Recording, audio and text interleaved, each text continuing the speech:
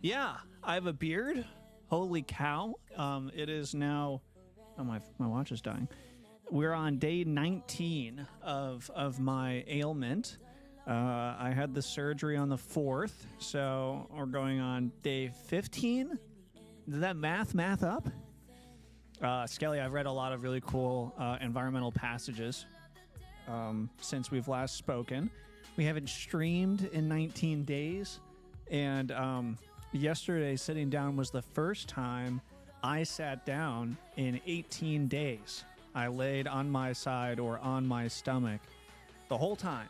And the reason why Bearded Joe is back is because I'm out of work until November 4th. Because I'm on opioids or narcotics, and you can't drive while you're on those. And you also do not want to be working while you're on those because it does not give you a clear mind. So right now I am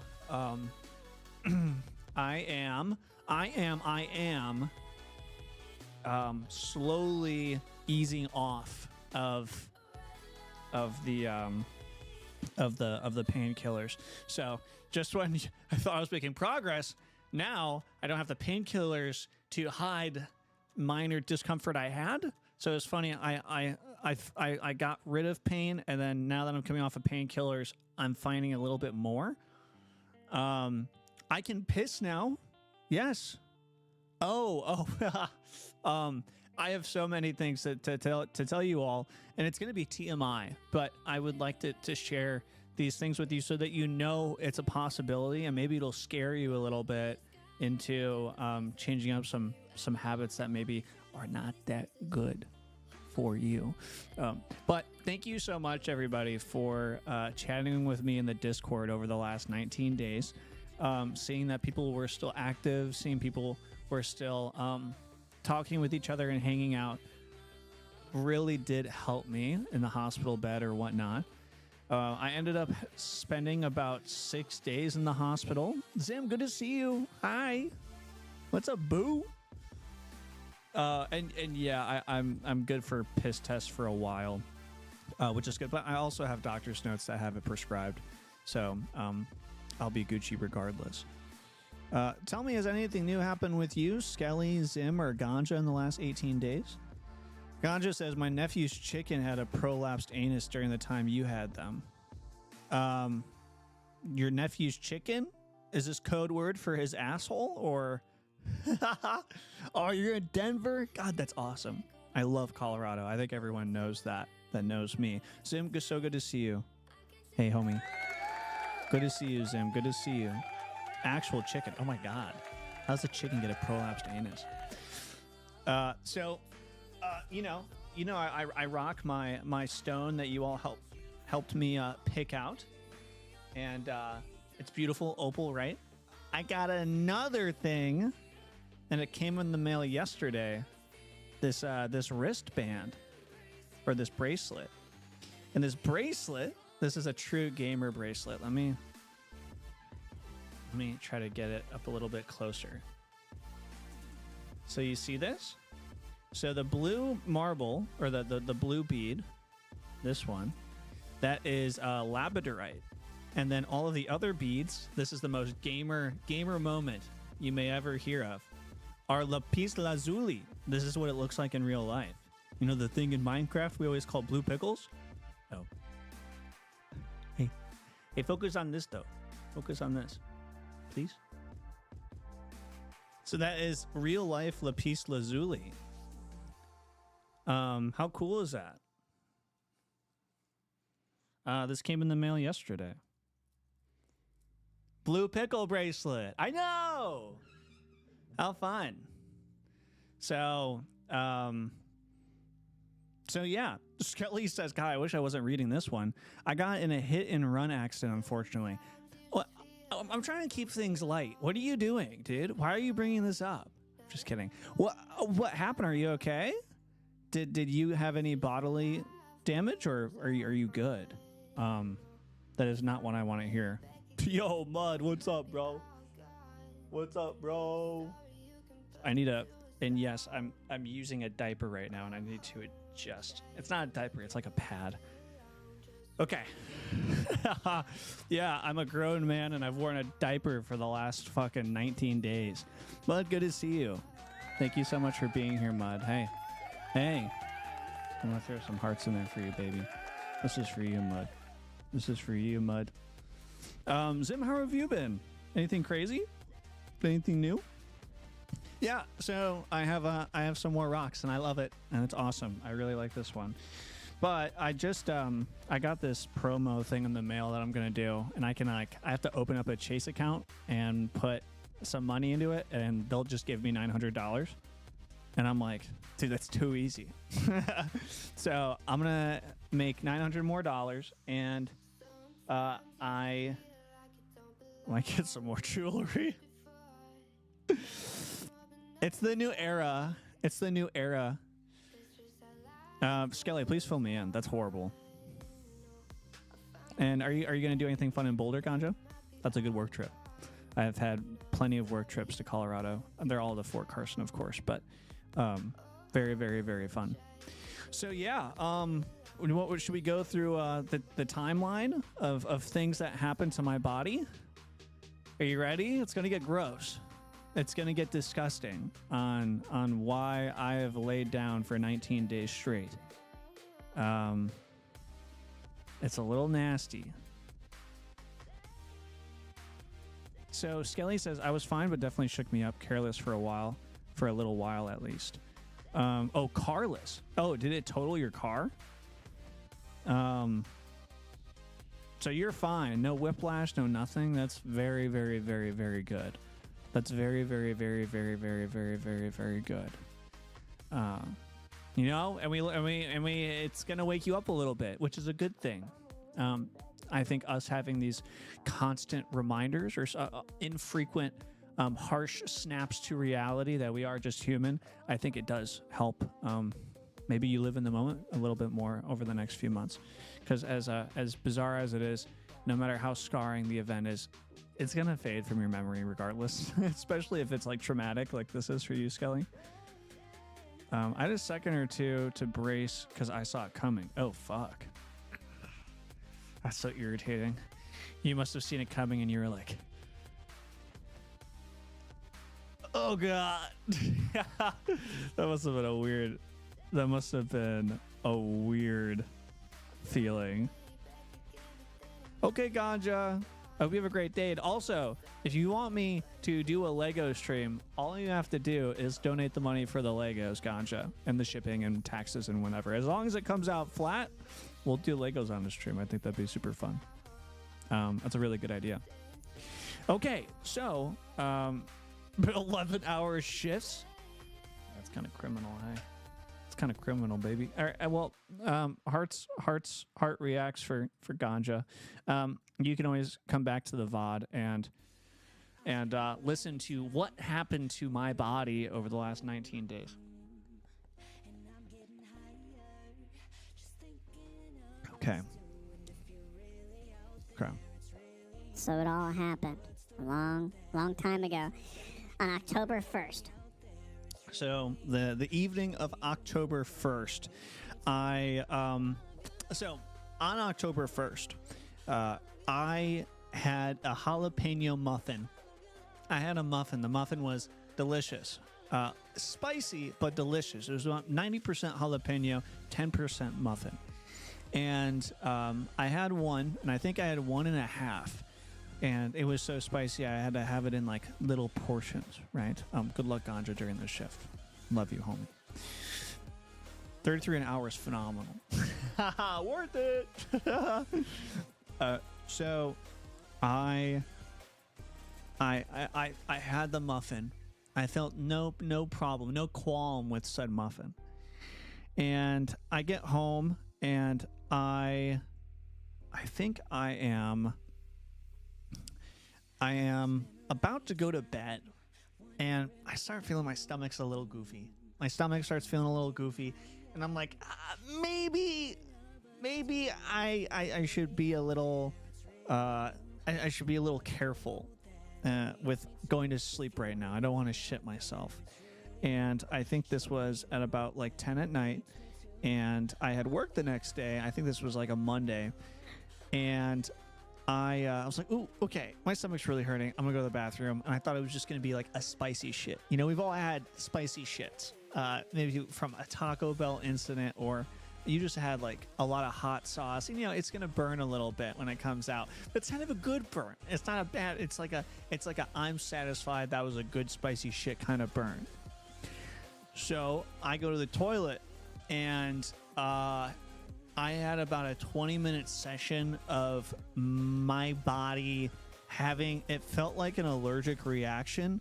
Like it was burning my, it ended up being food poisoning. I got food poisoning from that muffin, but the food poisoning mixed with the jalapenos, jalapenos, when it came out, it like, I was kind of in like this perplexed and constant flex. By that I mean my anus was like flexed, and over that 20 minutes of my body like having these convulsions, when I went to get up, I was like, okay, I'm pretty fucked up right now. Like my anus was pretty prolapsed. In the past, I've had incidents of hemorrhoids where, you know, they're usually they're internal hemorrhoids, but they stick out. It's disgusting. So a hemorrhoid is it's when a nerve, a vein in your anus gets swollen because you force or you push really hard, and it like fills with blood, and then over time they go down. But with internal ones, this is disgusting, but you can push them in. You know, you like use the toilet paper and you like push them in. So I've had those occasionally over like the last 12 years I've been on this planet. And, you know, when you poop, it's a slight inconvenience. And then you live a different life. People that have hemorrhoids just live a different life. And they're not a constant thing.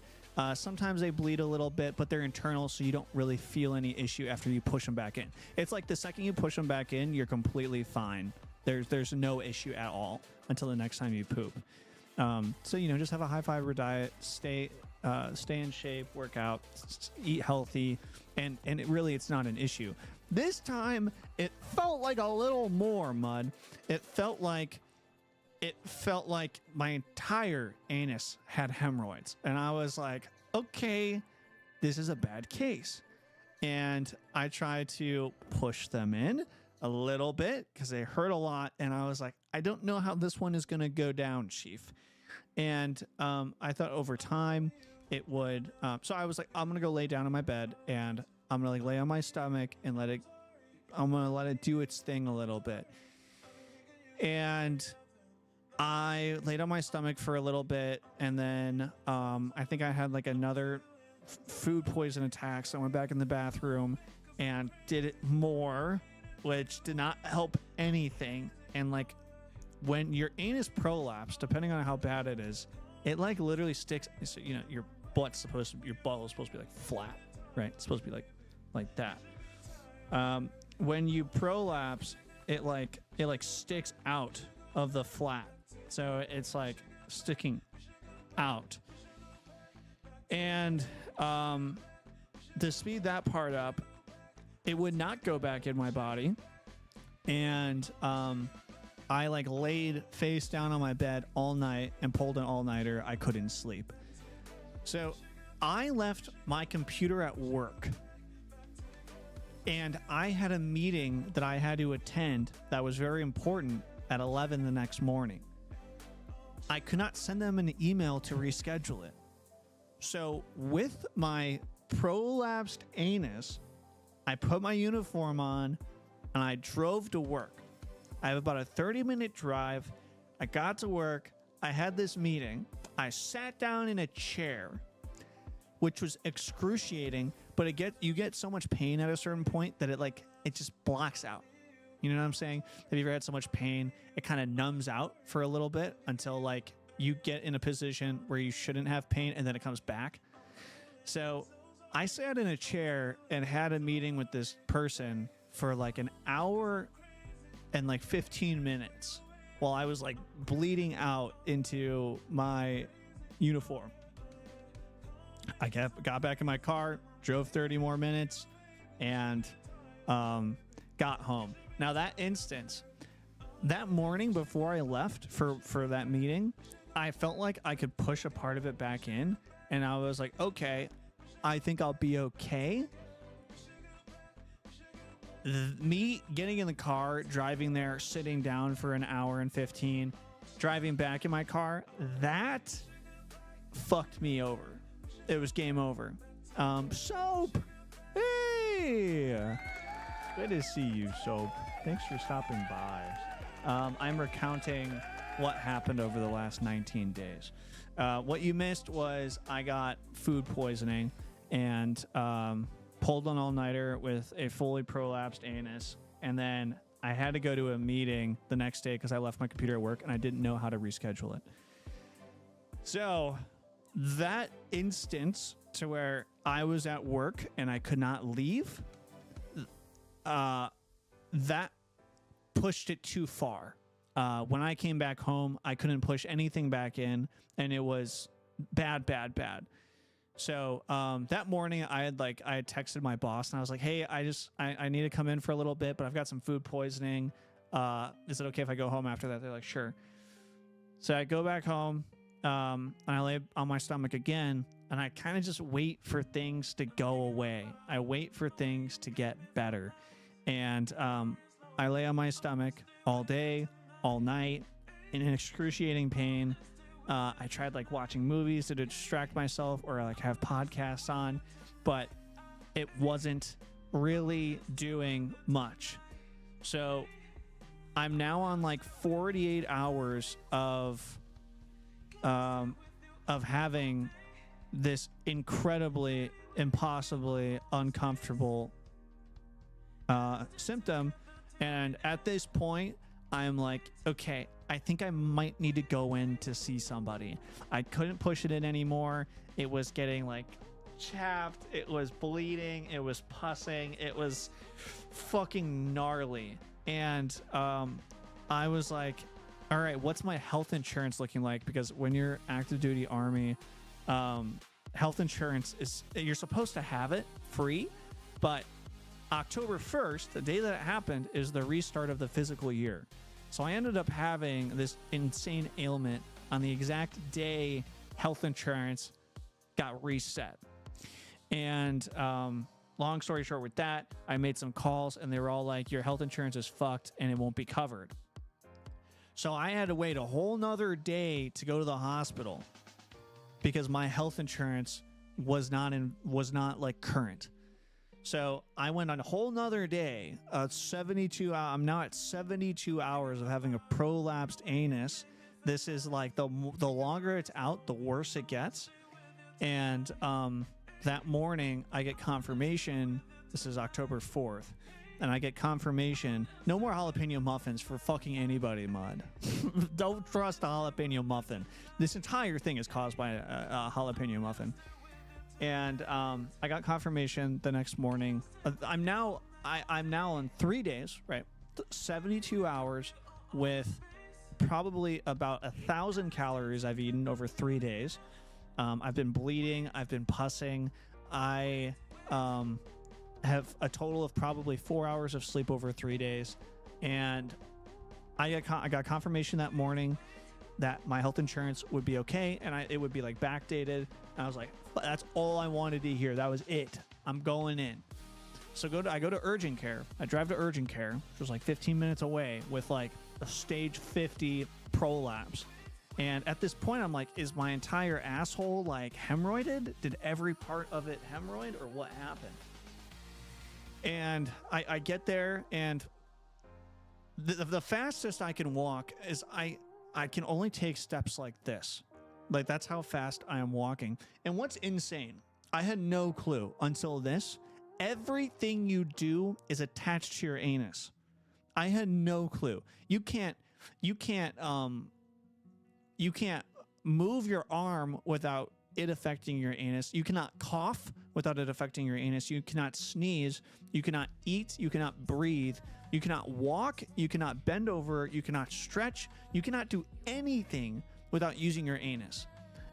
So it's you are completely debilitated. Like, you are the equivalent of a brick. You're the equivalent of a sack of potatoes when you have something like this happen. So when I say I'm in my car and I'm driving and I'm walking, it's insane. I mean, I go to sit in my car and I'm screaming. I'm like driving and I'm moaning. Like it's a lot. And so I get to urgent care and I'm finally seen by the doctor, and I'm like standing up the whole time. I'm shaking. I'm like at this point, 72 hours in, I'm like I'm fucked. Like I'm something is going to have to happen. I was like thinking maybe surgery.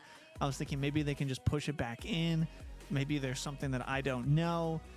And I get in there, and when you get into whenever you go to a doctor's appointment or something, you always have like that nurse that comes in before the doctor does, right? And they're like, "Oh, why are you here?" Blah blah blah blah.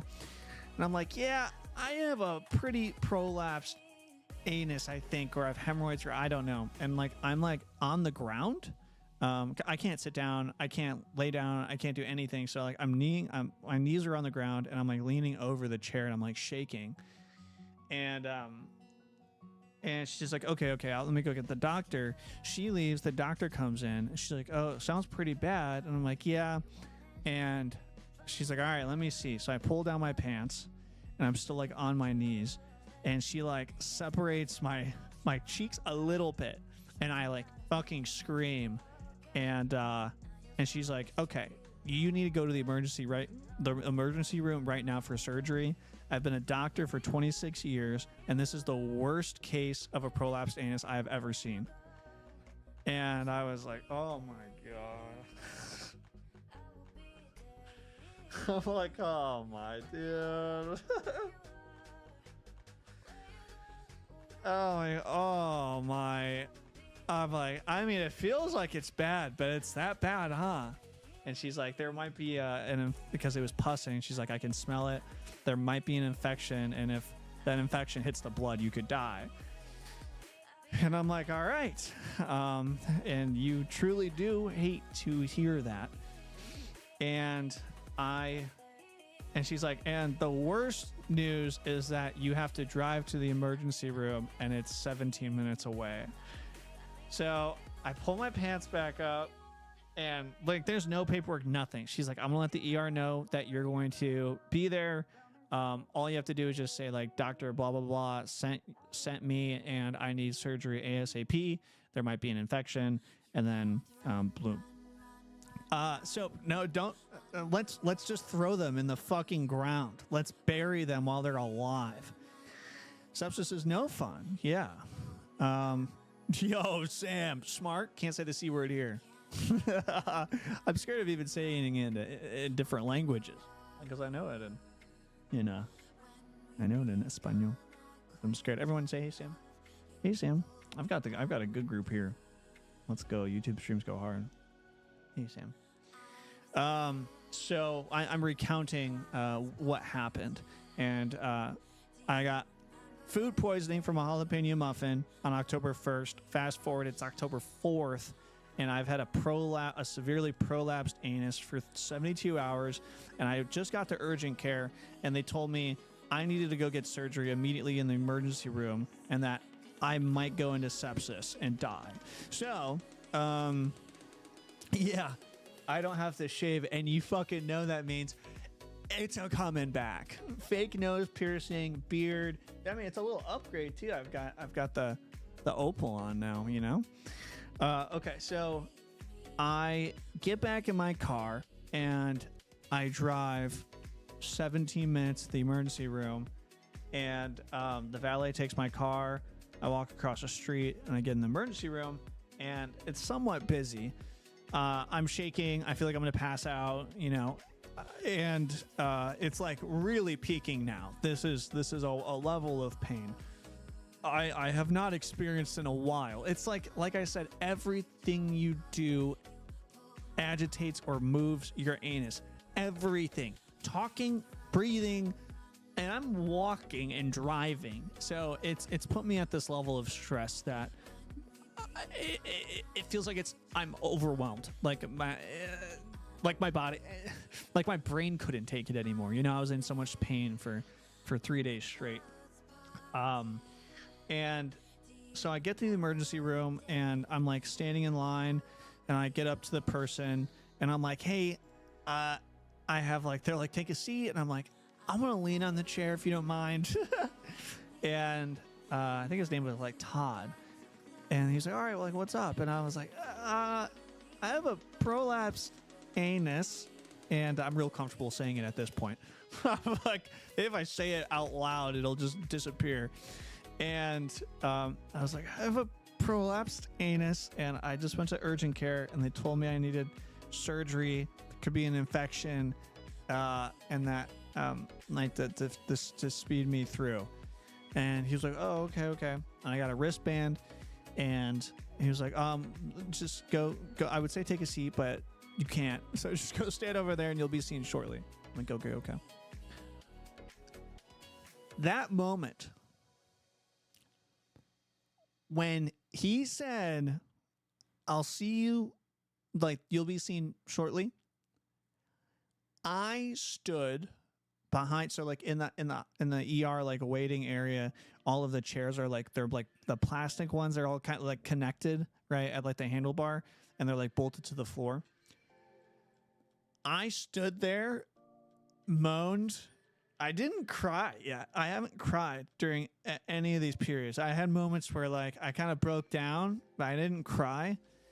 And I like death gripped. There's nothing wrong with crying, by the way. I'll get to that point. I was death gripping the chair, and I was standing behind it for an hour and 10 minutes.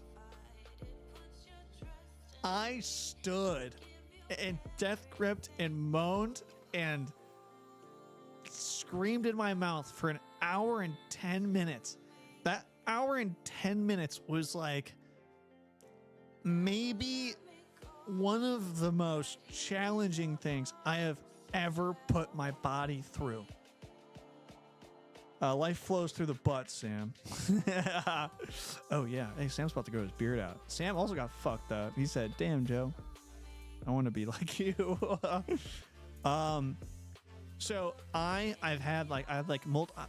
trying to calm myself down, and I'm like, I cannot get irritated. Everyone in the ER is here for a different reason. You know, I'm sure there were people that had much more severe reasons for being in the ER than I had, maybe, even though in hindsight, I don't know if anyone had a worse, you know, I'm like seeing people talk to the person that I talked to and immediately go get a room. And I'm like, what about me, dude? And actually, that was not the worst pain. It was close, but I was about to experience the worst pain I had ever experienced in my life. And I break an hour and 10 minutes in. I go, okay, I felt like I was going to pass out, like black out. And I ungripped the chair, and I went to like do my little scoot over to the person and go like, dude, if I don't see someone right now, I'm going to black out and like maybe fucking die right here. And the second I'm like halfway to him, and a nurse comes out and goes, Joseph Quinn? And I'm like, what an ass. I'm like about to so I toughed it through an hour and 10 minutes. And the second I get up to like I moved to complain, someone comes to get me. That was the most wild timing. And I follow her. Her name was Jen. She was super nice. And we get to a room, and she's like, yeah, it looks like you're not doing well. Do you know? I'm like, yeah. And I'm like leaning on her, and I get in the room, and I'm like leaning on like the chair. Like I'm like standing up, but like leaning on the chair, and I'm like gripping it. And I'm telling her like what happened and how bad it is. And she's like, okay, I'm going to have a doctor come in and see you soon. Like usually you can just push these back in. And I'm like, in my mind, I'm like, dude, how the fuck could I handle the pain of this getting pushed in right now? There's no way home. Yeah, the squeaky wheel gets the grease. And so how long is your beard right now? So I am I can't, so she like leaves the room, or she's like taking my vitals, and like my heart rate resting is like 110, 120. All of my body's functions are completely whack. And she's like, all right, I'm going to go get the doctor, like, sit tight. And she was super nice, and we were, like, relating. She had given birth before, and I guess prolapsing after giving birth is very common. And she actually had a condition to where, like, she prolapses, like, constantly. I'm like, dude, that fucking sucks. And there's a difference between prolapsing and hemorrhoiding. Hemorrhoiding can cause your entire anus to prolapse, but a normal just prolapsed anus can be pushed in if there's no... It's kind of hard to explain. So so she leaves, and I sink to the floor, and like in the urgent care room, I just have my knees on the floor, and I'm like laying across the seat of the chair that they have in the hospital rooms. And this doctor comes in, and he's a guy. And let me tell you, if you're ever in any pain and a male is your doctor, you know, you might want to like pull out a fucking what's it called? Your not your life lease, your will. You might want to fill out a will, because you might die. They might just fucking kill you. And so this doctor comes in, he's like, all right, this looks pretty bad. Well, it doesn't look like you're in a good situation right now. I'm like, no, I'm not. And the nurse hasn't like looked at my prolapsed anus yet. So they haven't seen it.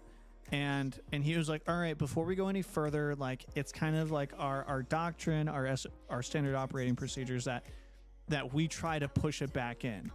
And I was like, all right, I get it, but it's like bad. And I pull my pants down, and I'm still on my knees. And he goes, oh yeah, the nurse was like, oh my God. And he's like, yeah, that's pretty bad, but I've seen worse. And he was like, all right, so are you going to hate me if I try to do this? And I was like, no, and I was about to tell him again, like, there might be like an infection. And like when I was in the middle of talking, he puts his hand on my side and puts his thumb and like full bodies his thumb into it. I have never experienced that pain in my life. I grabbed the cushion, I put my face in the cushion, and he full pushed like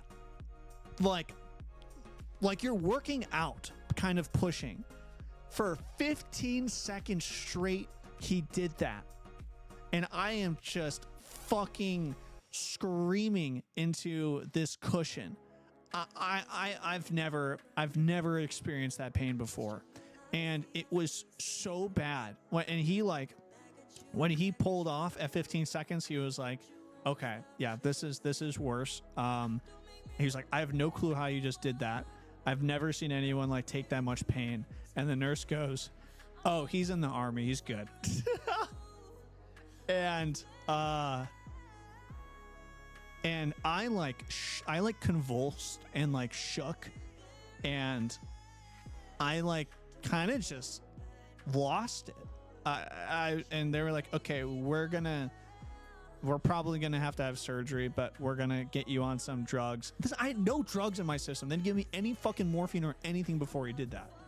And if you don't know, like the hospital world, if they give you drugs so fast, because it's kind of at least in the States, because it's unethical to have anyone in pain. So if you can not have them in pain, then that's the hospital's like first priority. Like I thought, this is my first time ever like being in the hospital. I thought that you would have to ask, or like they would be stingy with it. They're like, how much do you want? And like, do you want it now? They give it to you like fast. And I don't know how I didn't black out. And so they both leave the room, and I'm like, it was like trauma. I don't really know how to explain it. Like that was the first time I cried over the whole 72 hours. Oh, and by the way, I left my house to go to urgent care that day at like 10:30, and it's now 2. And and they give me a gown. They come back and give me a gown. They're like, all right, dress into this. We're going to move you to a different room and put you on some morphine. I'm like, okay. So they put me in another room. They give me some morphine, and I'm like still shaking from that. And I'm in worse pain now, obviously, because they just fucking, it was a bad call. It was a bad call. They should not have done that. Maybe they really did have to. Maybe they did. But the fact they didn't put me on morphine first was insane. So it's like 3 o'clock now, and they're like, all right, we're going to have some doctors and a rectal general surgeon come in, and they're going to further analyze you and see like if there's anything that we can do or if we have to resort to surgery. And I have multiple doctors come in, I'm on morphine now, but it still obviously hurts. Morphine only lasts about an hour, so I was that dispensary that they were just pumping into. And apparently sugar, I've never heard this anywhere. If this was a home remedy, you would so see it on Google. I obviously went through everything I could to fix this at home, and even the nurses had never heard about it. But a doctor came in and was like, all right, so sugar can pull out swelling, or like it can lessen the swelling, and then maybe if the swelling lessens, we can push it back in. And so they're like, put sugar on his asshole. And this whole time I'm laying on my stomach. So I'm laying on my stomach, and they have the IV in me. And they start making sandcastles out of sugar on my asshole. So they would pump me with drugs and then pour probably like this much sugar on my ass. And they would pack it around the asshole. And it was the most bizarre thing ever. If this was an actual thing, that would be on Google. And the nurses were like, we have to do what? Because they had never heard of it. So it's now like 6 o'clock or something. And it's like 6, maybe 5. And I have a surgeon come in, and it's a different one. And they've like cleaned the sugar off a few times and then like put sugar back on twice. I think it was a total of 2 times. And the surgeon comes in, and these other surgeons are they're like pulling my cheeks apart. Fucking hurts a lot. And they're like touching it, and oh my God, when they had to wipe it to clean it, it was fucking just like, I was on morphine, and I was still screaming, and my heart rate was still hitting 140. I can't imagine not being on drugs. Like I was DMing Sam privately over the last few weeks, and I talked to him. I'm like, dude, I can't. Probably one of the best inventions ever is like narcotics or morphine or fentanyl or these things that you can get at the hospital to lessen pain, because like the pain that you could have went through, you can go through during like surgeries and operations. Back in the day, they were like, all right, I'm going to cut your arm off, and we're going to give you a cup of coffee first or something. Like the fact that we have drugs that can put you under, like anesthesia, is incredible. And yeah, I don't know why they didn't do it before. I mean, I think it was just one of those things where I had to be in pain. Just because of how bad it was. And yeah, there's amputated limbs without anything. Am I Rick or Morty soap in this situation? So a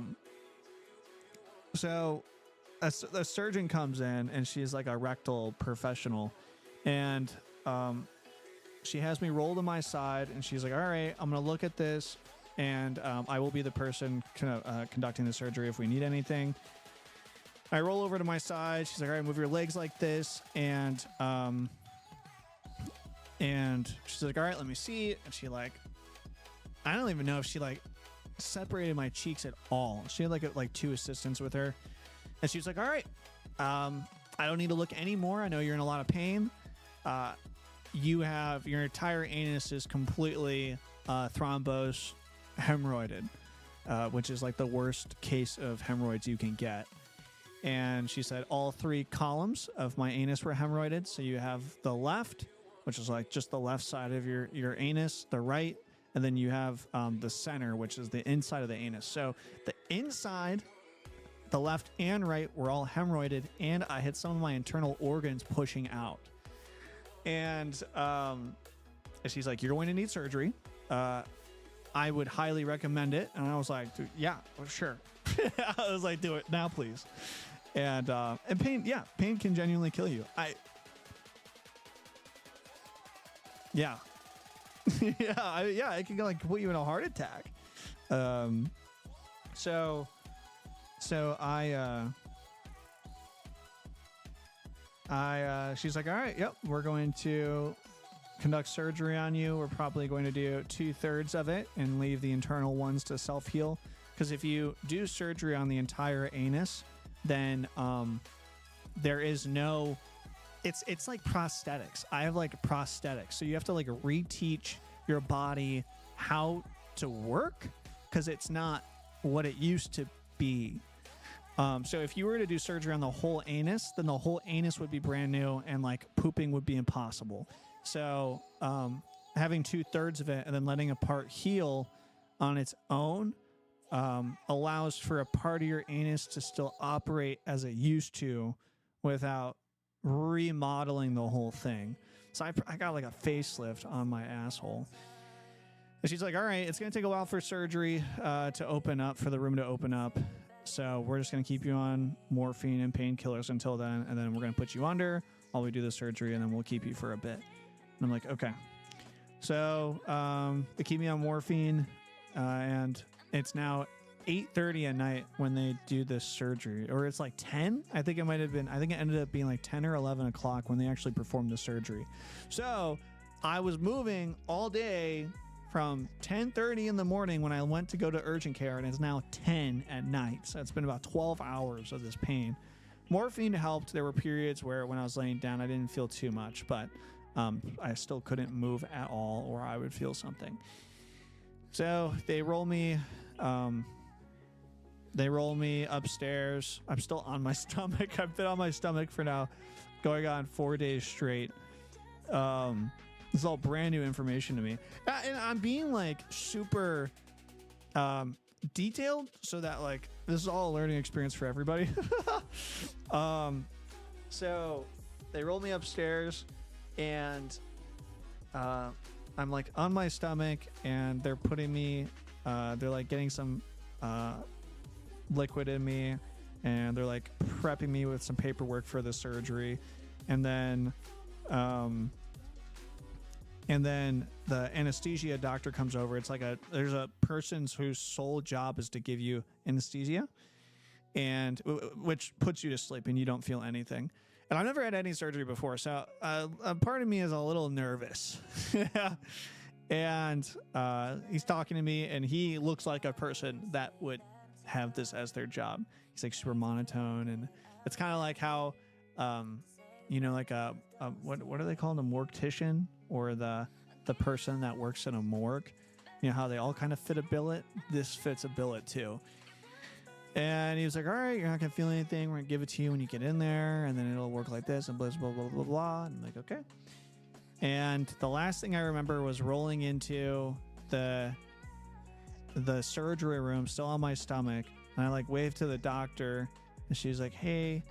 And I'm still like trying to crack jokes and like be nice with all the nurses. And I had a few nurses rotate out. I think nurses rotate out at like eight or 9. And I had them come in, and they were like, you were so sweet. Thank you so much for not being an asshole, like being a nice person. And I'm like, oh, yeah, of course. So apparently, people are usually horrible to work with in hospitals. Not everyone, sometimes when people, apparently what happens like the majority of the time is when nurses or doctors have to inflict pain, they go, like the person blames the doctor or the nurse for the pain, and then they get mad at the doctor or nurse. Like, even after that male doctor almost put me in the grave, even then I was like, I get it, dude. I get it. You're good. You're good. Thank you. You know, stuff like you're doing your job and it really sucks I'm on this end, but it was just painting how bad of a situation I was in. And, yeah, I mean, so anesthesia is, it's a serious fucking, it can kill you, right? Sam states that it can easily kill you if not done diligently, and that was part of the talk that he gave to me, was like how serious of a deal it is, but like how long he's been doing it for and how it shouldn't be like a concern anymore. Skelly says it's solely up to them to reverse the effects of anesthesia if things start going wrong and they have to like mix drugs together instantaneously. Yeah, that's cool. I didn't know that. So I guess that's why it's just one person's sole job. There's no one else, it's just them. And I wake up in a hospital bed, and like it's like a proper bed where you stay for as long as you need. There was some Jello next to me. Remember, I woke up.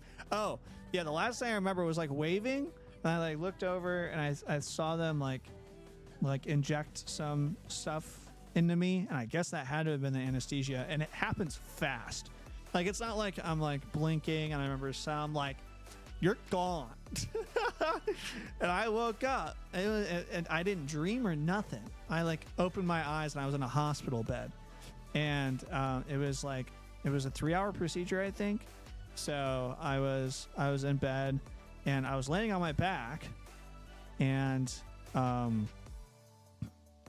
there was like Jello next to me, and I saw the nurse, and I was like talking to her. She's like, all right, we're going to keep you for like the day, so just relax and try to get some sleep. And I'm like, okay. And I'm like worried. So I'm like laying on my back, which means my ass is touching the bed. And I'm like, whoa, what the fuck? So a little context. The doctor, the surgeon, when she was telling me, that I was going to need it and asking for my consent, she was like, before you say yes, like, you need to know this is the most painful surgery that you can be given recovery wise. Like I said, your anus does everything. Moving your neck, your walking, everything is tied to your anus. So for you to have surgery on it is a hard recovery process. And she was like, it's going to take about 6 weeks, and it's called shitting broken glass for 5 weeks for a reason. And I was like, alrighty. I mean, better than whenever and she was like, but the pain is going to be way less than what you're going through right now. And I'm like, cool, perfect. It fucking put me under. So I was like having this in my mind, and I'm like, okay, I'm not. Oh, I was like jacked up on pretty heavy drugs at this time, and they had like a constant feed of morphine going through me, and they put this numbing agent. I don't know what they put. It must be like highly regulated and secret, because they put this numbing agent on my anus after they did the surgery that numbs it for 3 days. You don't feel any pain for like 2 to 3 days, depending on what your metabolism is like. How crazy is that? How crazy? That's so long? How do you, what the fuck? I mean, the first person that invented it, they're like, all right, we're going to make this cream, then you won't feel anything for like a little bit of time. They're like, okay. They put it on, and they're like, hey, doc, it's been a day. I haven't felt anything. They're like, oh, fuck, I messed up. 2 days, they're like, I haven't felt anything. They're like, okay, we need to go see a doctor. And then it goes away. You know, how crazy is that? 2 to 3 days of nothing. So that Jello tasted so good. Oh, I'm Jello brained now. I am Jello brained, gamers. I love Jello now. Modern medicine is crazy, dude. It's so fucking cool. This is like almost the longest I've sat down for. Yeah, we'll probably stream for maybe like an hour and 20. Just want to tell the story. We're not even close to done. It gets worse. Surgery's done. We're not done yet though. So it's usually like the first like week and a half, 2 weeks after surgery are drastically the worst. And I I'm now it's the 19th. I'm now 2 weeks and like 2 days post surgery, or pretty long. This is the longest I've sat down for, Sam. That's right. Now we're setting records with my anus. So I the fucking crazy thing is when they do this surgery, they put a cube in your anus. They put this cube. It's about this big, and it's like this gauze stuff that dissolves, and it's to separate the anus tissue so that it doesn't like bind together, and it either naturally dissolves in your ass or you poop it out. And over that day that I was there, I think I was there for 2 days, or I might have left that. I think I stayed a full day. I could be wrong. I don't remember if I think I stayed a full day. And yeah. Why is he calling me? So I stayed for a full day, and then the next afternoon I had someone pick me up. But so I was on a food diet. I think I had. You're like, a food diet? That's what all diets are. There's a water diet you can be put on, and I will tell you about that diet pretty soon here. So so I think I had food over that day, and I stayed there, and I didn't have any movements. I tried. No, I was pooping like this black tar sludge thing. I didn't have anything in my body because I didn't eat for pretty much 4 days. So anything that was coming out was like this residual stuff. And, I'm constantly bleeding, of course. I've got drugs in me all the time. They have you like take these walks. So I would take my like, the thing that has my IV attached to it.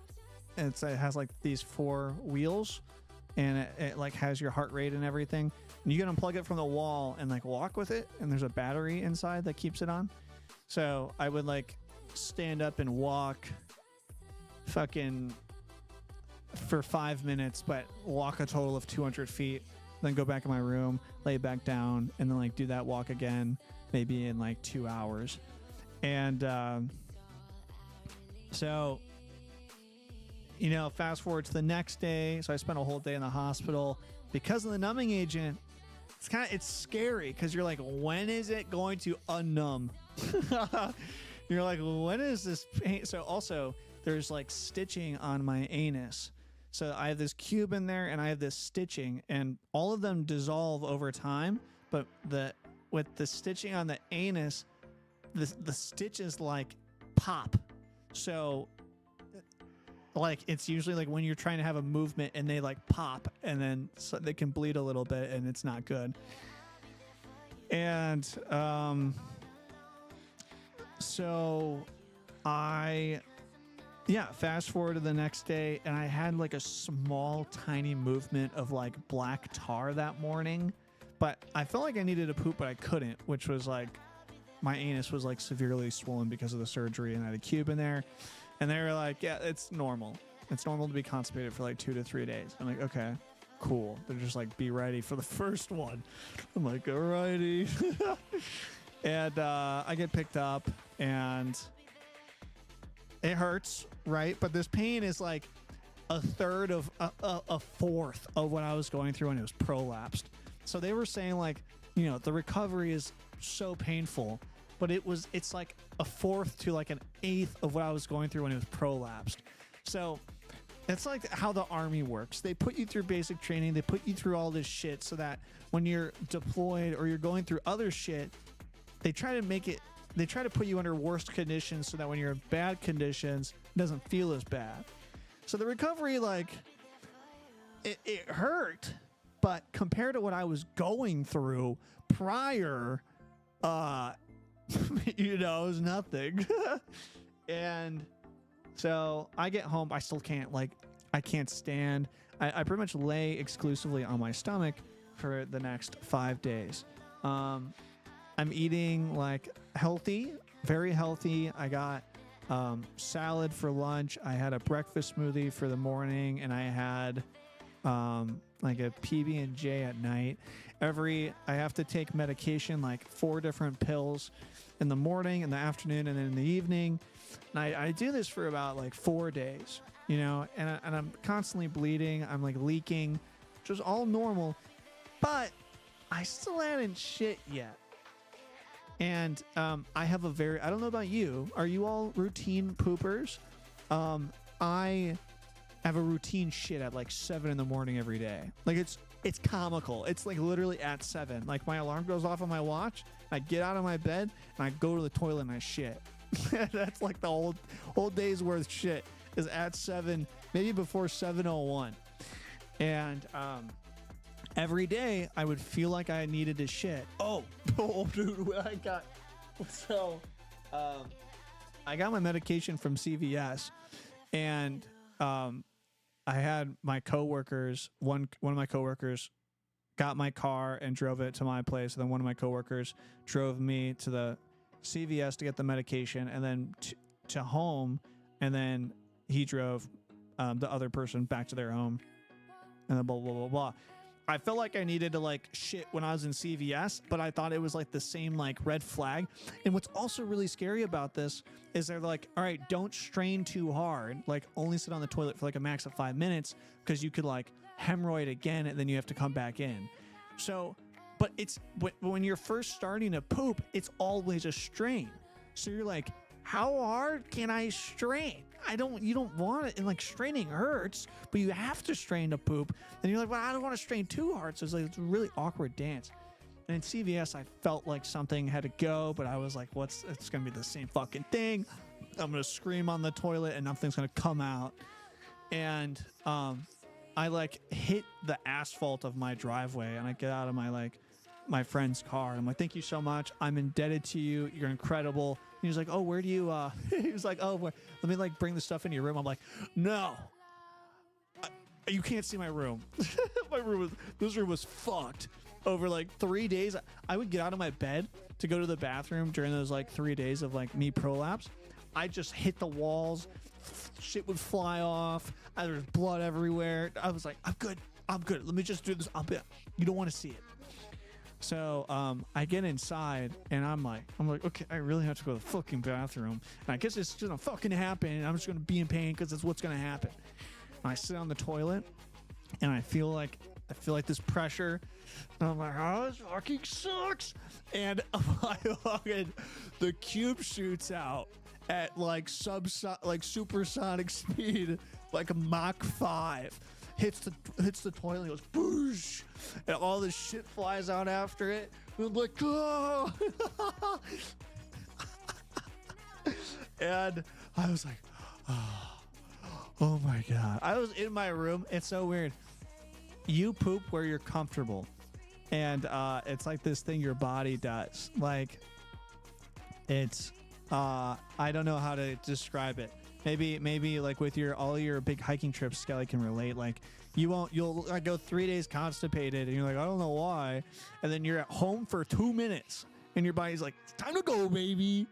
And yeah, I thought I chipped the inside of the bowl with the cube that popped out of my ass. It was a compressed air cannon for sure. Yeah. Do you actually poop at 1 in the morning? We should try to change that. That sucks. Yeah, and my room was a crime scene. Smelled too. It was fucking horrible. And so I was like, okay, that sucks, but and it kind of has that residual burn like after like a Taco Bell shit too. But I was like, oh my god, oh, this is amazing. I shit. This is good. Fast forward 4 days, I hadn't shit since. Every morning at 7, I felt like I needed to shit. I think I had like a few like tiny black tars things. It would be like a tablespoon's worth of black tar that would come out of my ass mixed with blood.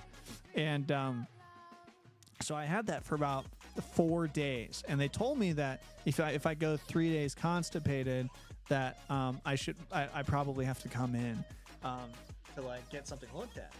I was like, okay.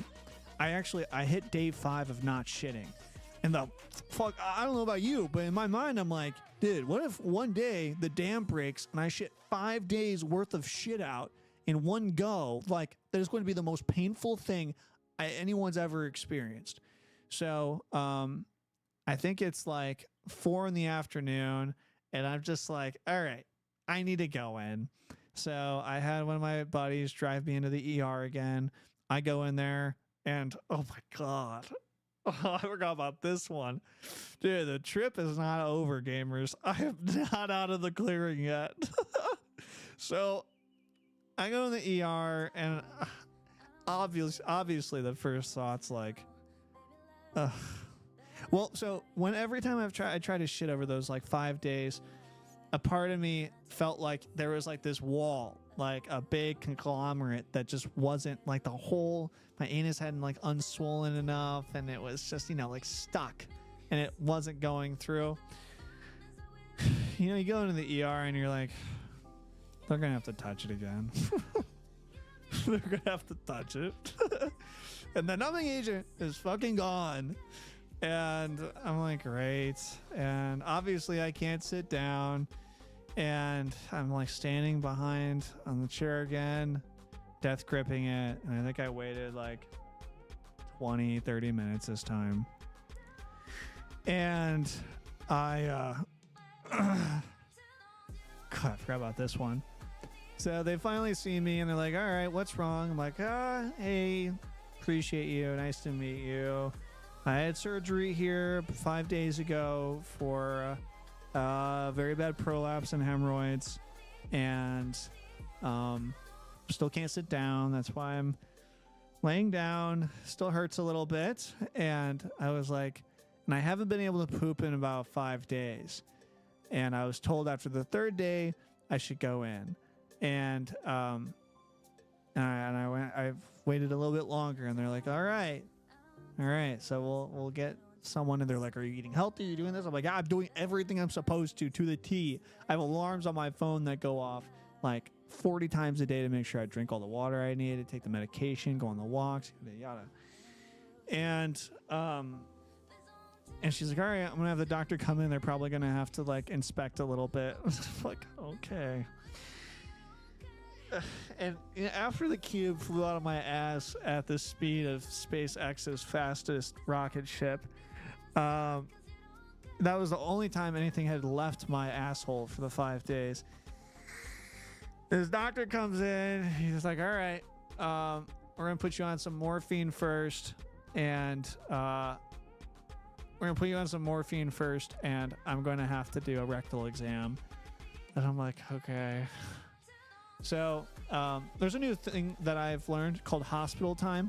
If they tell you that they're going to see you soon, that soon means an hour and a half. If they say that they're going to be in the room to do an inspection, it's going to be about 2 hours. So I'm laying on this bed for 3 hours before he comes in, and they give me morphine.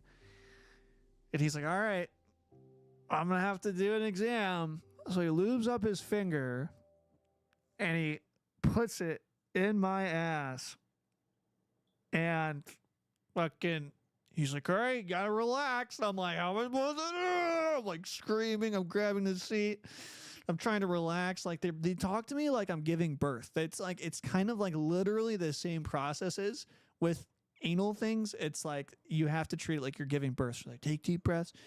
And he's fucking like, imagine your finger in my ass, and he's like doing this. He's like, oh, fuck. He takes it out. He goes, all right, I don't see any blockage, but I'm going to have to look farther. I'm going to have to look deeper. So we're going to give you some higher dosage of drugs, and I'll come back in, and we're going to have to do this again. And I'm like, okay. Fast forward about 40 minutes, and they give me fentanyl. I didn't even know they could give that to you. And the nurse was like, all right, we're going to give you some stronger stuff. I'm like, okay, like morphine. And she's like, no, I'm going to give you some fentanyl. And I was like, You can give that? I was kind of scared. I was like, I'm gonna become a drug addict. What the fuck's gonna happen? And she's like, yeah, it's only gonna last about 30 minutes, but you're gonna get pretty tired. And I was like, okay. They gave me fentanyl, and the fucker took so long. He came in at like the 20-minute mark. So he was kind of like running out of fentanyl juice. And so he takes there's like this pole.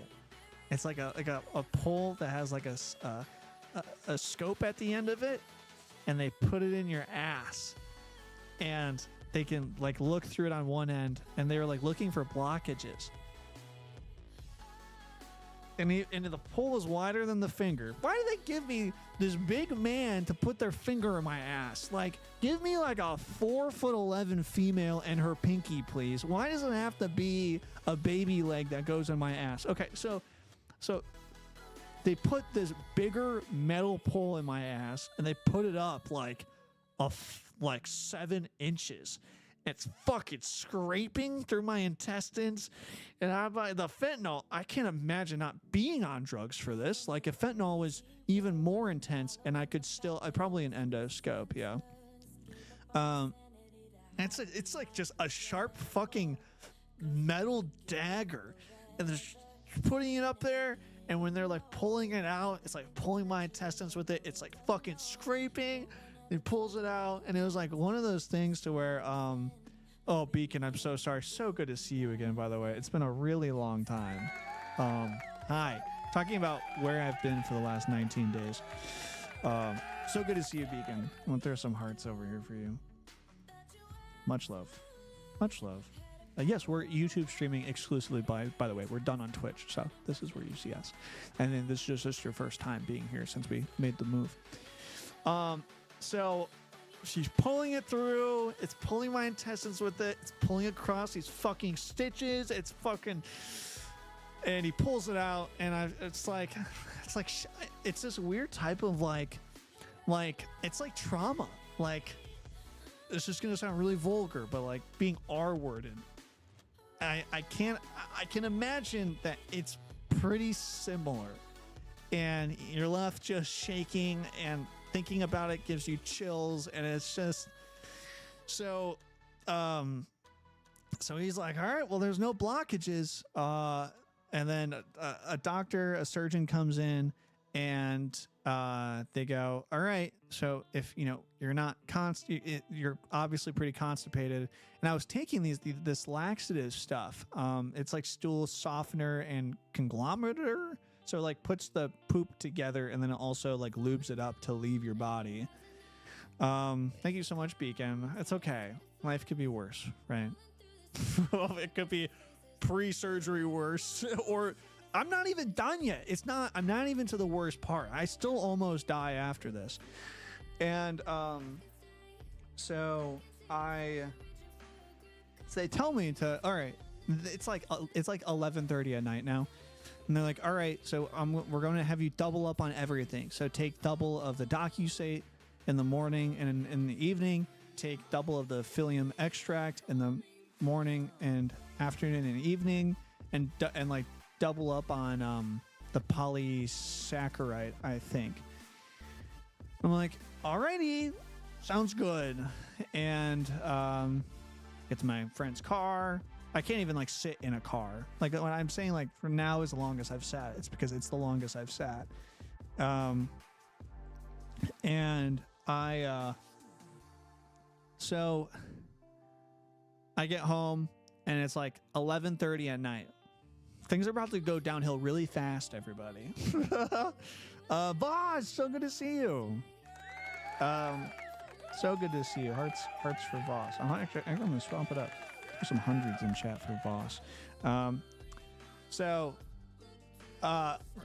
I get home at about 12:30 at night, and I have been able to sleep somewhat well. I've been getting like 6-7 hours over the 5 days of being constipated after the surgery. And I get home at about 12:30, and I hadn't taken my evening medication because I was at the hospital.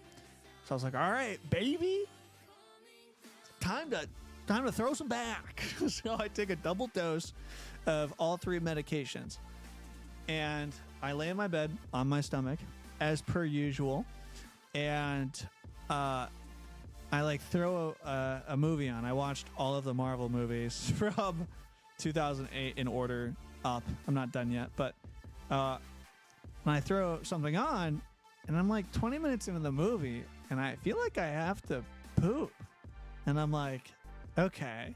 It's one of those where like I know it's gonna be painful, but your body forces you. It's like your body's like, either you're going to shit yourself right now and it's going to hurt, or you're going to shit yourself in the toilet and it's going to hurt. I don't have a choice. So I'm like, all right, I guess I'll go to the toilet. I go to the toilet and I don't even have to try that hard. And it's just a good fucking dump. A little bit of a pressure and then, you know, and I'm like, whoa. I'm like, what the fuck? And I look down and it's like the water's a little bloody, but like there's a good amount of shit in there. And I'm like, whoa. And my first thought was maybe them destroying my fucking anus with their with the endoscope and the finger, maybe Vossify, my entire anus prolapsed and hemorrhoided, and I got surgery on 2/3 of my anus. I pretty much got like prosthetic surgery. So yeah, this is I am definitely Morty in this episode. Soap. So you know, at like 1 o'clock in the morning, 1:20, I have my first movement, and it's a good amount. And you know, I've been eating regularly, healthily, for 5 days. So I have 5 days worth of food in my body. And, you know, I'm not burning a lot of calories either because I'm laying on my stomach for 5 days straight. So, and it didn't hurt that much. The movement did not hurt that much. So my theory was like, since they like, maybe they like opened my ass and maybe like some of the stitches popped when they were doing the inspection. And now there's like a way for stuff to leave my body. So I'm like, okay, this is just normal. And, I went back to my bed to watch the movie, and 10 minutes later I felt like I had a shit again, and I was like, okay, I have 5 days worth of shit in me, let's get it out. And I was scared. I'm like, is this one gonna hurt? I go and sit down, and then again, and it sounded like there's a lot of liquid behind each one. And I look down and the water's bloody again, but there's a lot of shit. And I'm like, okay, this is good. Fast forward to 7 in the morning. I have had 11 bowel movements. I've had 11 situations where I went to the toilet and I have shit my brains out in like one fell swoop and every time this happened, I saw a little bit more blood. And I pulled an all-nighter. I didn't sleep at all because I was shitting. And it came time for me to take my daily medication, which was supposed to be doubling up.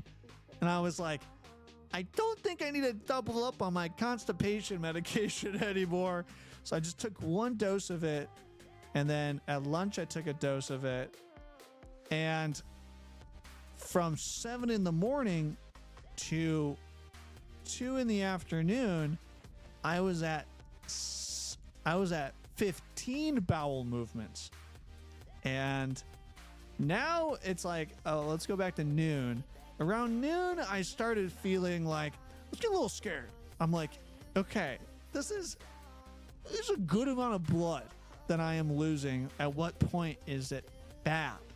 And I called the hospital, and they're like, so sorry, we cannot provide medical advice over the phone. You have to come in if you want anything, like any advice for you. And I'm like, okay, it's a little annoying, but all right.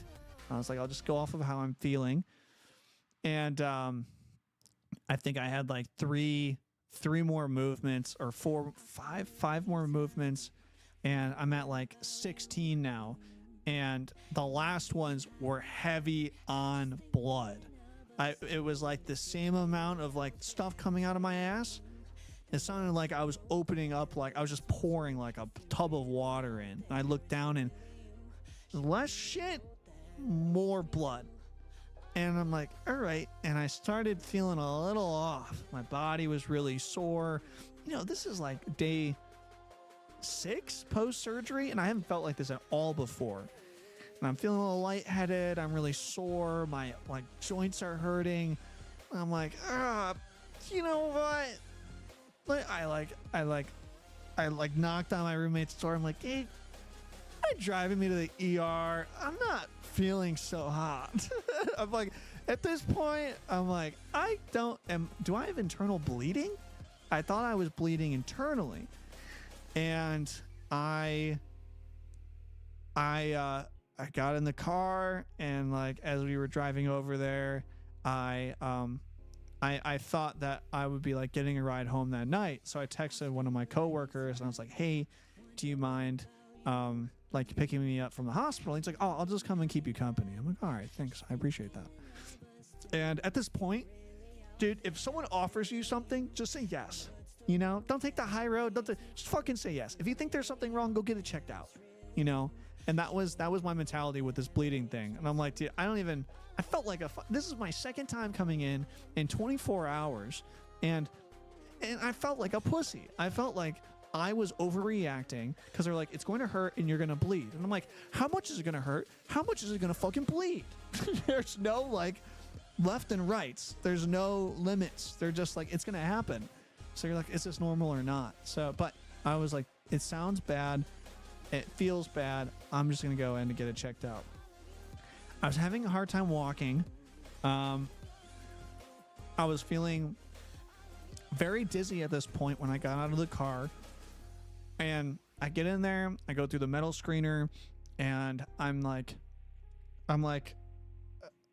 go through the line to where you tell them what's wrong. They give you the wristband, and then you go and wait.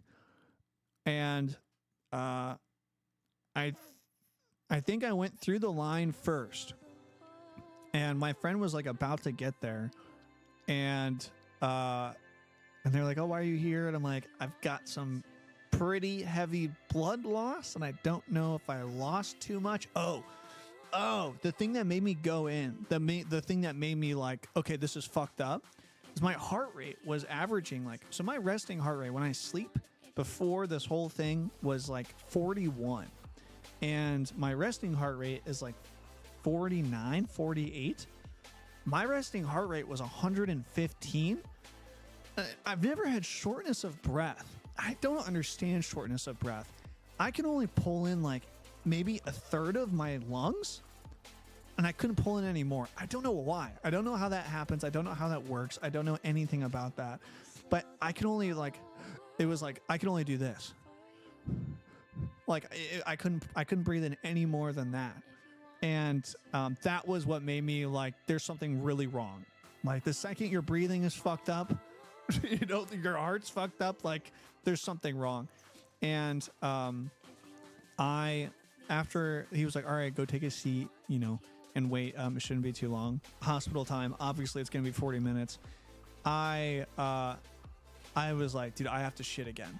And I had a diaper on, and like it was, or like I have a pad, and I was like, I have to shit again. I was like holding it in because I was like, dude, and I mean, I was pretty sure I was internally bleeding, and I thought maybe like when he was pulling the endoscope through my body, it cut up my internal organs. That was like my guess. And when I pooped in the hospital bathroom and I had another movement and it was a lot of blood, that one fucked me up. I almost couldn't stand. I was like, it was really, really bad. I've never experienced this before. And like I said, this was so far past my surgery that like there should be no issue like this. And I get back out to the lobby, and like I'm leaning on the back of the chair, and I'm trying to sit down for a little bit, and this lady offers me crackers, and I'm like, thank you so much, but I can't eat them because I don't know if I need surgery or not. And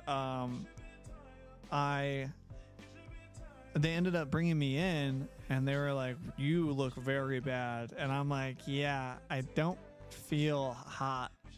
And it progressively, I think I had another movement in there. So we're at like 19 movements over a day. And it hasn't even been 24 hours yet. And they are like doing all these blood tests on me, and they put me in a wheelchair, and I like couldn't keep my head up, and I was really, really sore. And they like wheel me back out to the lobby, and then like now my friend gets there, and I felt like I needed to do another movement because, like I said, your body's like, all right, you don't have a choice. Your body's like, all right, either you shit yourself now in your pants or you shit in a toilet. And I'm like, dude, can you? I'm like so hesitant. I'm scared. And I'm like, can you wheel me over to the toilet?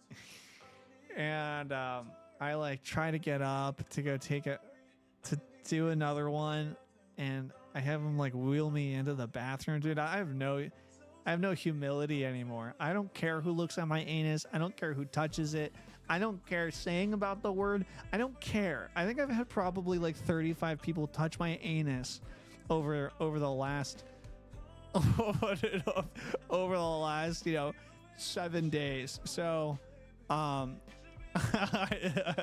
like, bro, you're about to see a lot of me. He was like, no, that's fine. And so I'm like, I've never had my body like this before. It's really scary. It's like very, very scary. Like having my anus be an issue, right? Sucks. It's painful, but you know what the issue is. When it's like internal bleeding or like you don't have blood, like I've donated blood a lot and I've never been lightheaded. I've never had anything like that. And this was horrific. This was so bad. So I get back in the wheelchair. He rolls me out, and then they wheel me into. They finally call my name up, and it's like time for me, and they wheel me into a room, and they're like, "All right, get changed into a gown, and like just lay in the bed, and we'll see to you." And I stood up out of the wheelchair. This is so bizarre. This is such an insane experience. So I've never passed out. I did once when I was in high school, but this was different. I stood up out of my wheelchair to get into my bed, and when I stood up and I was like going to go lay into my bed, my hearing cut in half. It was so weird, like that fast. And I was like, there was no ringing. It was just, I lost my hearing. And, when you stand up fast and like, you get like the stars in your eyes sometimes. Well, I was getting the stars and they weren't stopping. And so I lost my hearing and like the stars are coming and I like leaned on my bed and I was like, what the fuck? And, I slowly got dressed into my gown, or maybe I was in it already. And, they hooked me up to an IV, and then fast forward 3 days and they had to keep me in the hospital for 3 days and my blood levels kept dropping. I lost, so they called it, the doctor called it 5.5 cans of Coke amount. So, and she also sized it up like this was how much blood I lost. So, your blood levels they're like measured in a point system. So in every interval of 5 is a different level of emergency. So if your blood levels drop 5 points, you're in emergency status and your body will start shutting down. And when I came in, so it's fucking crazy. When I came into the ER and they took my first vitals, my resting heart rate was 155. 155. Prior to my surgery, I don't know if I could get my heart to 155 with less than like a full out sprint. So so they pumped just a lot of water into me that whole night. They finally got me into a hospital room at like 3 in the morning. No, it was 4 in the morning. They had to do blood work on me every 4 hours. So they would come in, give me an IV. I think I have permanent nerve damage in my, I hope it's not permanent, but if I have my hand like this, if I have my arm tilted like this, because of the IV they put in my arm, it felt a little painful, but I like just toughed it out. I kind of feel like it like my pinky and this finger goes numb. Yeah, it was triple my heart rate and it was very manual breathing soap. I didn't want to stop the story. Skelly says saying you got chest pain, shortness of breath basically bypasses you through ER lines, by the way. It's inside info. Well, they didn't fucking do it. But you know, it's just like everyone's going through their own thing. So I'm not mad. It's just the unfortunate ways of the ER. You know, they only have so many rooms. They get busy. It's just how it goes. You know, they can't rush you into anything if they don't have anything. I don't even want to hear the word fucking muffin, dude. I can't believe everything was because of a muffin. So yeah, I was in the hospital for 3 days, and it was I was sore. My blood levels kept dropping until the last day, and then on the last day it showed slight improvement. So they're like, okay, we can let you go now. Their guess was that they never did any inspection on me because they didn't want to irritate anything more and put me through unnecessary pain. They thought that maybe I'd blown a stitch out and that was bleeding, and that also, remember I said they did surgery on 2/3 of my anus? They left a third of it, and that third still had hemorrhoids. So I still have 2 hemorrhoids, but they're internal. So like sometimes I guess internal ones bleed, but you don't feel it. Like I said, all of my movements didn't hurt at all. It was just me losing the blood, which was the issue. So they let me go on the 3rd day, and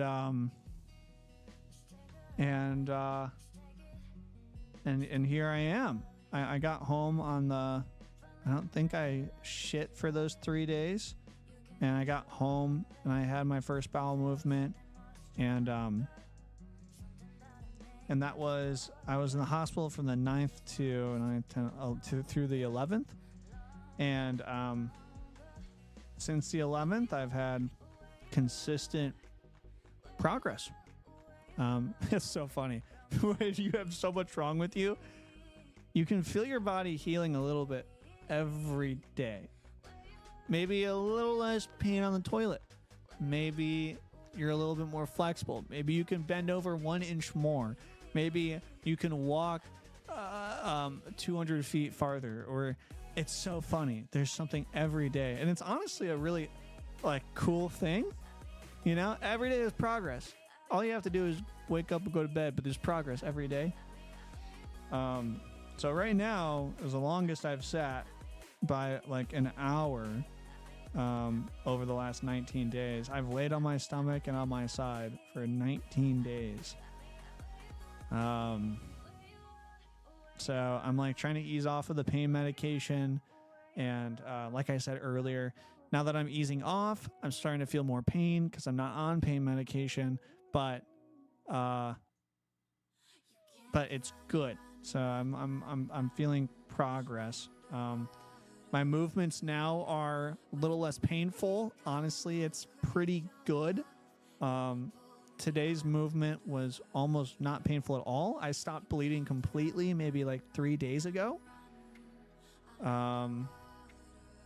So Skelly says, so you mentioned prosthetic. What did you mean? Did they just give you, did they just use your own tissues? Yeah, they did.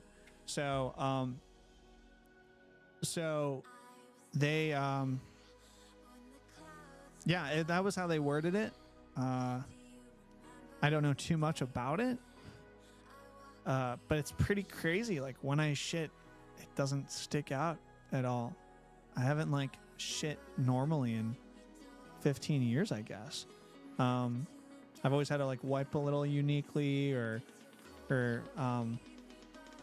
like you just have to handle it differently, you know? And this is kind of a blessing in disguise, is that I'm kind of more of a normal human being now. Because like I said, I've had internal hemorrhoids in the past where I've had to like push it back in on my own. And they can be a huge burden. And I had them kind of residually. And a weird thing is once you get hemorrhoids, the landscape of your anus changes.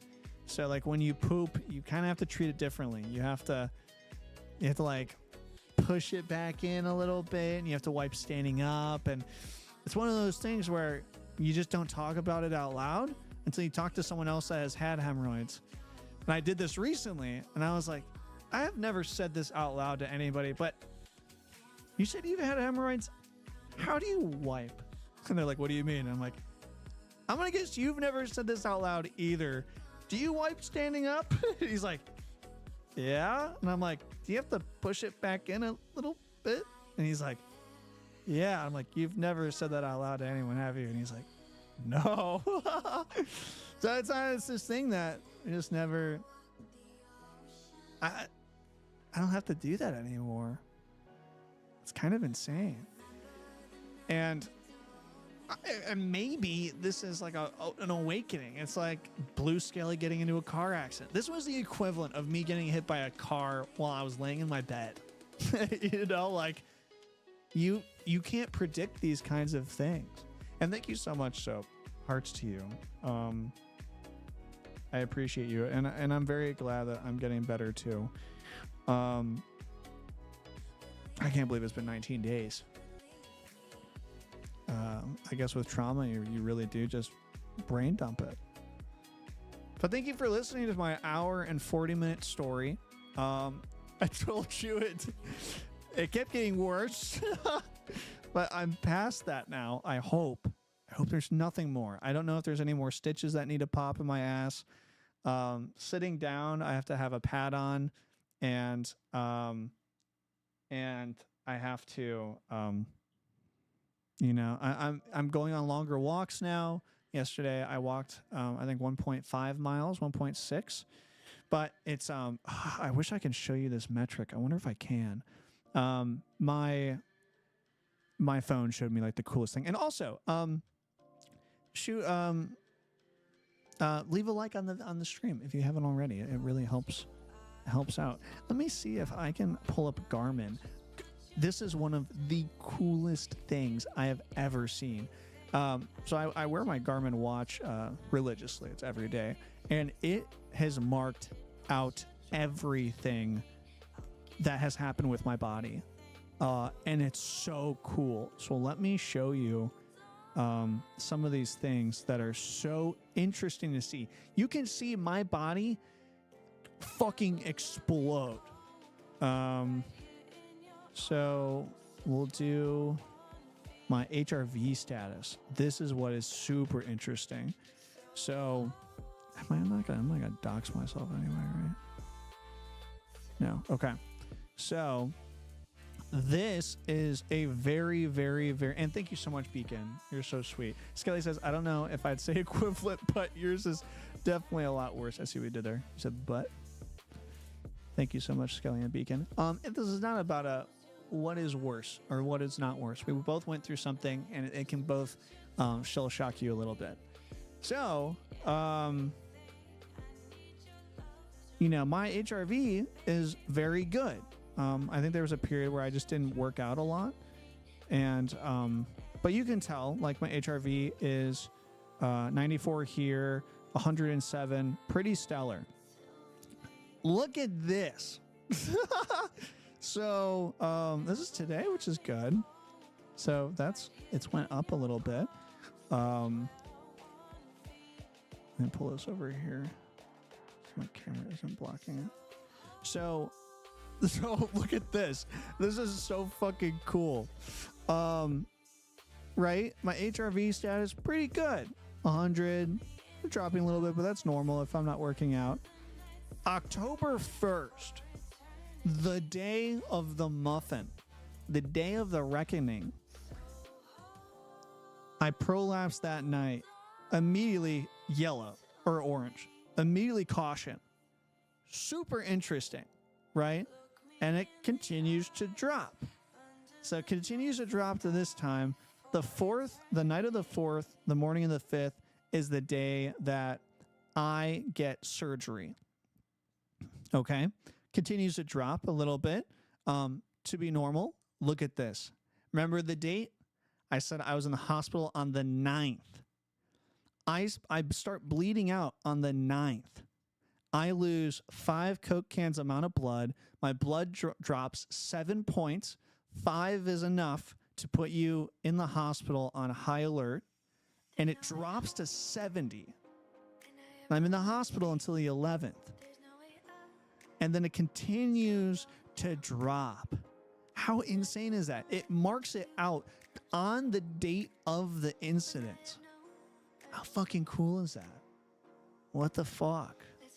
And then you can see that I'm starting to recover as of October 16th. So my walks, usually when I go on a walk, my average heart rate's like 75, 80 for like a 21-minute pace. My watch saved my life. No, that'd be cool. Because it's holy crap. So, and thank you for liking the stream, Sam. But it does show me how my progress is coming along. And this is when I learned that I could start going on walks, and now I can make a little bit more progress. And today is the first day that I'm in orange. And then I'm assuming as the days go on, I will continue to get better. So let's look up the definition of HRV. Heart rate variability. HRV is the measure of how much time varies between each heartbeat. HRV is a measure of how steady your heartbeats are and is different from your heart rate, which is the number of times your heart beats in a minute. HRV is controlled by your autonomic nervous system, ANS, which also regulates other functions like blood pressure, breathing, and digestion. So a well-balanced HRV just shows a good body. So interesting. Absolutely so interesting. And I thought this was just such a cool dynamic to look at. Dude, like, I saw this on my watch yesterday. I was like, dude, what the fuck? Like, I got bodied. Right here, I got bodied. My body, like, it like, if you think something is wrong, go get checked. Like, this was the most dangerous point of my entire last 19 days. And I was told that if I didn't go in, I could have bled out at home and like passed out in my bed, and I live alone. So that could have been it. Like if you think something's wrong, you're probably right. Don't sit on it too long. Don't sit on it too long. Literally. Take it from me, the man that can't sit. I nearly took a kill shot to the anus. I almost died because of my asshole. How crazy. That is the full story. Oh, and the last thing, the walking. I forgot to end the story on that one. So my normal heart rate was like 89 whenever I went on my walks. Or 75 to 80 with a 21-minute pace. And when I started walking around those red triangles on the bottom, my average heart rate was 125. I'm just walking. So my body is still making back its blood. I am making progress, though. I'm starting to eat a little bit more normal. You know, I have maybe some salty chips for lunch as well with my salad, or no, the toilet bowl is not stained. And I also haven't wiped in 19 days. I have a bidet, like a handheld one, and I highly suggest it. It's very comfortable. Sam says, glad you made it and are on the mend. Dude, the world is a better place with you in it. Oh. Thank you. You're just saying that because I have a beard right now. But I'm going to grow the beard out until November 1st. We're going to see what a full month of beard looks like. I go back to work on November 4th. I was supposed to go back in probably a few days from now, but then it didn't just happen. And they said, hey, let's not put you back out there yet. I'm like, thanks. I said, thank you. I'm going to have to get a colonoscopy next month. Probably around like November 21st. So I'll get put under again for that. Because I got the test results back from the hemorrhoids that they ran studies on, and nothing was malignant, nothing was cancerous, but I still need to get a colonoscopy just in case something else is wrong in there. Yeah. So thank you so much for being here. We have streamed, like I said, for an hour and 48 minutes, about 2 hours stream. That's nasty. But I am, with all my time laying down, and now that I'm easing off of painkillers, I can think a little bit more clearly. When you're on narcotics and like high doses of ibuprofen, very interesting. I never thought this, I'm not addicted. I don't have any urge to continue to take pain medication, but I can kind of see how people can want that. For about 2 weeks, I was on a regimen of taking extreme painkillers every morning, afternoon, and evening. And it puts you in this fog. It puts you in this haze. Time goes by fast, but you can't think. You can't. I don't know how to describe it. It's like you're in like molasses. It's not productive time. Your time is not well spent. So you were like, man, Joe, laying in your bed for 19 days, you must have like reinvented the world. You must have found the cure to cancer, how to never stub your pinky toe again. Nope. Still stub the pinky toe. Now that I'm coming off of painkillers, now I can start thinking. It's super hard to describe. Like there's nothing there. You're an empty husk. But thankfully I'm not addicted. I don't have any urge to be on pain medication, which is good. So over the next few days, I should be dropping to 0 pain meds. But like the reason why I still can't go into work though is because like I still have to be like 98% recovery mode. I have a very strict regimen I have to do every day. I have to like wash my rectum for like 10 minutes at a time. I have to go on these certain length walks every so amount of time. I have to eat these very specific things at these specific times. I have to have specific bowel movements. It's very strict. So that's the reason why I still can't go back to work, even though I might not be on pain medication. And obviously, I'm not feeling too bad right now after sitting down for an hour and 50, but I'm feeling something. I'm not. Oh, you want to know something super funny? Apparently, I didn't sneeze or cough for like 16 days. You're like, Joe, how could you remember whether you have sneezed or coughed over so long? Well, I learned the hard way. I was laying in my bed maybe like 2 days ago, and I felt a sneeze rear up. And you got that. And then you go to sneeze. And I was like and I was like, when was the last time I sneezed? I'm like, is this going to hurt? And I went sneezed, and I held off on it a little bit, and I got like an eighth through the sneeze. And my anus just fucking flexed up, and I was like, oh.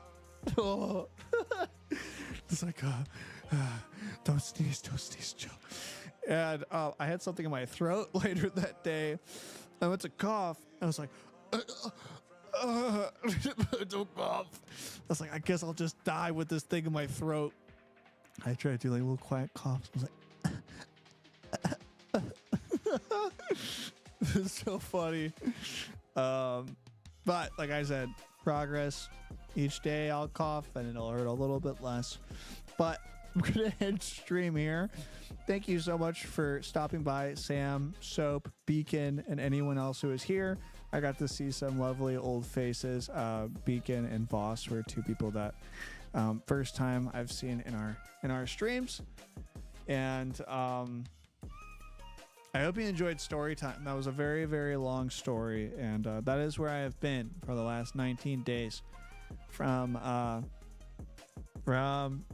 surgery to 6 days in the hospital to almost bleeding out on my bed.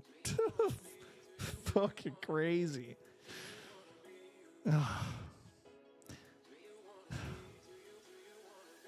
It's been a lot. But it's getting better. Dude, you never know, man.